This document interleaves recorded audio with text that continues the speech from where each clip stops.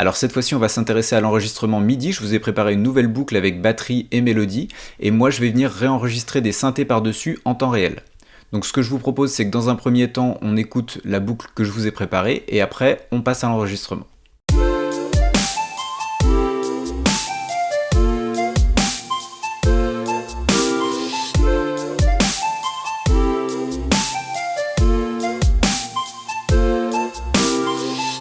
Voilà pour la boucle de base. Moi ce que je vais faire maintenant c'est venir chercher un instrument virtuel qui est l'opérateur dans mon navigateur et je vais venir l'insérer dans ma piste MIDI. Alors j'ai pris le temps de choisir un son qui était cohérent avec la boucle que je vous avais préparée, mais avant d'enregistrer je voudrais vous montrer 2-3 petits trucs. Donc comme pour l'enregistrement audio, vous pouvez voir que j'ai armé ma piste ici et sélectionné le mode auto. La petite différence sur l'enregistrement du MIDI, c'est qu'on a accès à une nouvelle option dans notre barre de navigation à droite du bouton enregistrer qui est le bouton superposition.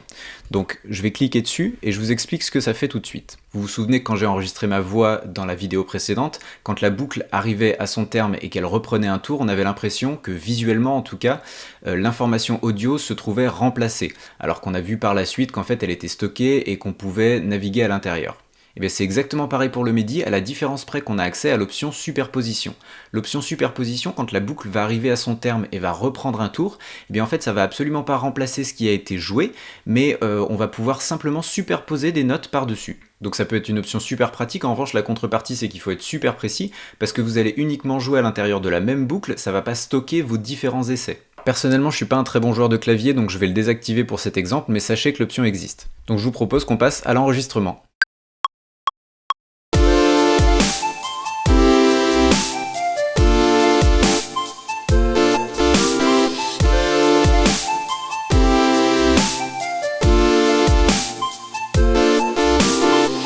Donc voilà, le processus est relativement simple, que ce soit pour l'audio ou pour le MIDI. Un des avantages quand même avec le MIDI, c'est qu'une fois qu'on a enregistré notre partition une fois, si on n'est pas satisfait de notre son, pas de notre façon de jouer, mais simplement du son qu'on a choisi au départ, et ben on a juste à remplacer notre instrument virtuel par un autre à la volée, et on n'a pas besoin de réenregistrer la partition. Alors comment est-ce qu'on fait? Je vous montre ça tout de suite. Je vais vous jouer la boucle, et pendant qu'elle joue, je vais remplacer l'instrument virtuel à chaud par un autre. Vous allez voir que le son va changer, alors que la partition, elle, va rester la même.